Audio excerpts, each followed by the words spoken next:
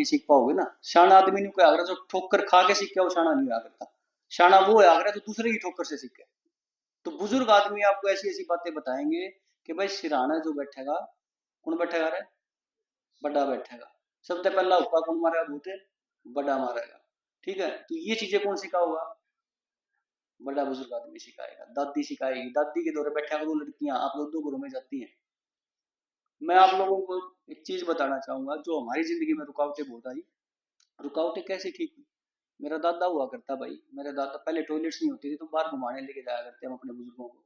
हम लेके जाया करते, शाम को आते उनके पैर दबाया करते, दिन में नहाया करता, कड़ मसलाया करते, फिर धोती धोया करते।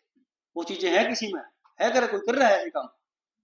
कोई भी हाथ नहीं उठा रहा। लेकिन ये चीजें तुम करोगे ना, वो देखो वो एक बुजुर्ग आदमी कर रहे हैं। जो अपने दादे की सेवा करेगा, मैं आपको बता दूं, जो दादी की सेवा करेगा, खासकर पढ़ने वाले बच्चों के लिए बता रहा हूँ, जो करेगा ना बड़े बुजुर्गों की सेवा, इज्जत करेगा, जो बुक्स उसने पढ़ी है ना उसी में तक क्वेश्चन आंसर आएंगे। यूं नहीं कहते बड़ा आसान आया है पेपर, वो आसान को नहीं, वो तो हमने पढ़ रखा है। वो तो हमने पढ़ रखा है इसलिए आसान है। और मैं ये गारंटी ले कि अगर तुमने बड़ों की सेवा करी तो जो तुमने पढ़ रखा है उसमें से क्वेश्चन पेपर आएगा। ये चीजें हमने देखी है। जब हम वर्ल्ड चैंपियनशिप में जाया करते तो हमारे पास 115 कंट्रीज पार्टिसिपेट करती थी। अभी तो जैसे क्रिकेट में 8 कंट्रियों का वर्ल्ड कप हो गया, हमारे 113 कंट्री पार्टिसिपेट करती थी, जिनके नाम ही नहीं पता करता कौन सा पहलवान तगड़ा है। पता ही नहीं होता था अभी कौन सा तगड़ा है। लेकिन जैसे ही आपने बुजुर्गों की सेवा की, जो ड्रा पड़ा करता ना, वो इसी कंट्री से पड़ा करता। हमने कई बार ये चीजें, मैं और विजेंद्र बचपन के रूममेट दोस्त थे, तो हम दोनों बात करा करते। मैं बोला ड्रा पड़ा इस बार इसी पड़ा है। बोला तू घर आ रहा है क्या? रहेगी बिना क्यों घर रहे आज दादी की सेवा करेगा साथ रहा करता। अगर मैं बगैर पैर दाबे सो जाया करता, पिटा करता मैं, डोगा खा के डोगा मारा करता, भी कर नहीं दाबी तेने। वो चीजें उस टाइम तो बुरी लगा करती, यार मेरे को नींद कर रहा है, मेरे को पीट रहा है। लेकिन वो चीजें जब मेरे आगे आती रही ना संस्कारों से, और उससे मेरी जिंदगी बनती रही, तो मुझे लगा कहीं ना कहीं इनका पूरा पूरा योगदान है मेरी जिंदगी। देखो ये बातें, अब मैं डीएसपी बन गया बोल रहा हूँ तो अच्छी लग रही है। जब मैं यार कुछ नहीं होता, नहीं जमात से ना लगा फालतू बोल रहे जान। अपने आप को प्रूफ करके दिखाओ, आपकी जबान में, आपकी आवाज में वैल्यू हो जाएगी। ये मैं आपको बताना चाह रहा हूँ। दूसरी बात भाई, एक चल रहा है साइबर फ्रॉड, चल रहा है साइबर फ्रॉड। अगर किसी बच्चे की या बच्ची की या ताऊ की किसी के पास वीडियो कॉल आ गई और एडल्ट वीडियो बन गई, क्या करो? कर देंगे ट्रांसफर। बेटा क्या हो रहा है आजकल, आपका फेसबुक को लोग देख रहे हैं बाहर बैठ के, आप एक तो स्टेटस जहां हो वहां का स्टेटस कभी मत लगाया।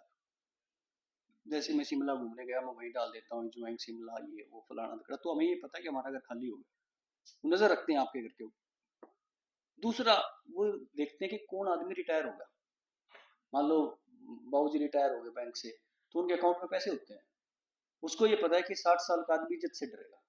वो उसकी एडल्ट वीडियो बना के उसके पास लिंक भेजते हैं, देख भाई तो ये वीडियो वायरल करेंगे, इतने पैसे डाल।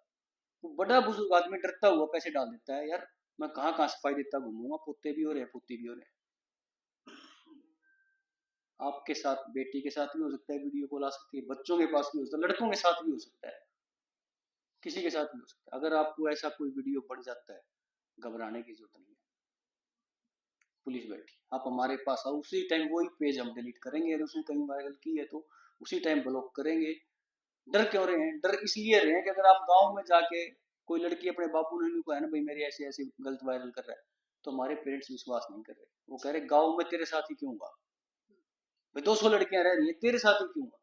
ये मैं आपको सच्चाई बता रहा हूँ, जो लोग हमारे पास आगे प्रॉब्लम्स बता रहे हैं भाई तेरे साथ ही। तो इस चीज में ये हम हमारे बच्चे को विश्वास में लें भाई, किसी के साथ भी हो सकता है, इस चीज से डरे नहीं। ताऊ के साथ भी हो सकता है, ताऊ भी नहीं कहा भाई तन्ने की मिना के में क्या हुआ, बोले तेरे है इतनी ताऊ रहेगा मत तेरे के क्यों है। हमारे समाज में दिक्कत है, लेकिन आप विश्वास रखें पुलिस के ऊपर, और हम उसी टाइम उसको ब्लॉक करा देंगे और कोई दिक्कत आउट नहीं होगी। दूसरी, अगर साइबर फ्रॉड हो गया फिर क्या करोगे? भाई ये नंबर तो हर रोज आप कॉल कर रहे हो तब भी आ रहा है, कॉलर टोन नहीं आ रही आपके फोनों पे? क्या आ रही है? 1930 की आ रही है। अगर आपकी पॉकेट से पैसे निकल के दूसरी पॉकेट में गए, आपने 1930 पे कॉल करी, उसी टाइम जिस पॉकेट में पैसे गए उसको ब्लॉक कर देंगे और वो पैसे वापस आ जाएंगे। तो इस साइबर फ्रॉड से खासकर बच के रहना है। और एक चीज ये और चली हुई है भाई, किसी को अपना आधार कार्ड या कोई भी चीज मत दिया करो। एक फोन नंबर, एक आधार कार्ड के ऊपर 4 ही सिम ले सकते हो आप। अगर उससे ज्यादा सिम निकले पाए गए तो पुलिस आपके खिलाफ भी कार्रवाई करेगी। कई बार होता है ना, सिम दे देते हैं आप, सिम नहीं देना किसी यारी दोस्ती में, किसी सर्कल में, कहीं भी मत दिया करो। तो मैं आप सारे भाइयों को इतनी बातें इसलिए बता रहा हूँ कि ये चीजें हम समाज में आके देख रहे हैं। एक 7th क्लास की बच्ची हमारे पास आ रही है, वो कह रही है जी मेरे 2 बॉयफ्रेंड है। 7th क्लास की बच्ची, मैं, मेरी आंखों में पानी आ गया जब वो मेरे सामने बैठी टोपा भर के पहन के, तो उसका ये पता नहीं लग रहा कि वो लड़की है कि लड़का है। और जब वो दोनों बच्चों पे उसने रेप केस का दर्ज करवा दिया, दोनों लड़के हमने अरेस्ट करे, वो 19 साल के, उनको यही नहीं पता कि अब आगे पुलिस क्या कार्रवाई करेगी। लड़की की माँ को बुलाया हमने, भाई ऐसा क्यों हुआ, आप इसको टाइम क्यों नहीं दे रहे बच्ची को। बोला जी मैं सिंगल मदर हूँ, और सिंगल मदर में अगर मैं काम करने नहीं जाऊँ तो मैं रोटी कितने खुआऊँ। मैंने उसकी जायज बात लगी, अगर वो कमाएगी नहीं तो उसका पेट कैसे भरेगी। क्या उस औरत की कहीं गलती लगी भाई आपको, बताओ सारे भाई बैठे। अगर कोई सिंगल मदर है, उसकी 7 साल की बेटी है, अगर वो लेबर नहीं करेगी तो उसका घर कैसे चलेगा। वो बोली जी मेरी क्या गलती है, मैं लेबर नहीं करूंगी तो मेरा घर कैसे चलेगा। नहीं लग रही ना गलती आपको किसी को, मन ने लागी गलती। मैं बोला जब तेरे को पता है तेरा हस्बैंड गुजर गया, तो सिंगल मदर है, तो कहीं ना कहीं तो अपनी सासू के पास जा, अपने जेठ देवर के पास सिर में रह, इतने बालक पालने हैं, या किसी ना किसी परिवार के साथ रह जिससे तू अपनी ईगो को क्लैश कर रही है। भाई तेरी सासू 2 बात बोलेगी तो तू नहीं होगी यार। जो अपने बच्चे से इतना प्यार नहीं कर सकता कि 2 सासू की बात सुन ले, बेटी ने पढ़वा ले, वह कोई लुगाई है या कोई जेंट्स है।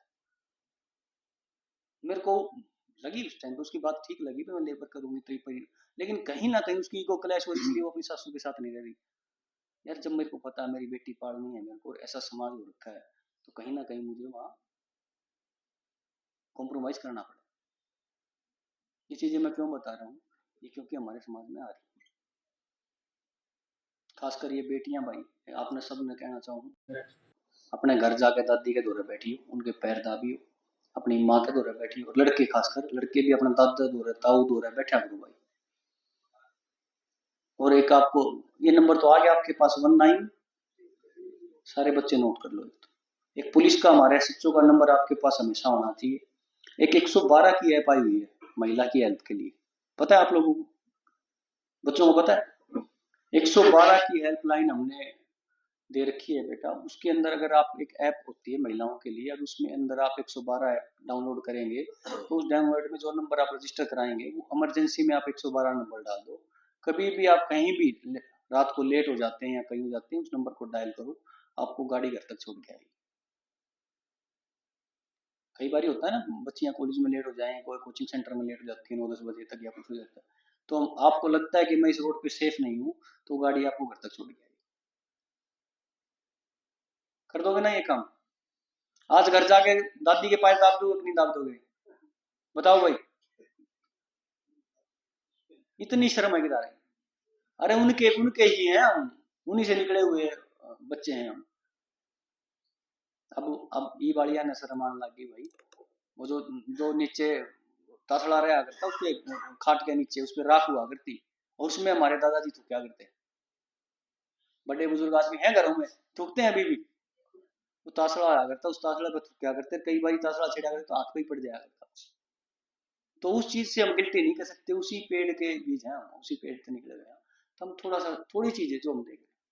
मैं आपको बता दूं, मैं 72 देशा में घूमा हूँ भाई, मैंने इतनी किताब को नहीं भरी जितने पासपोर्ट भरे।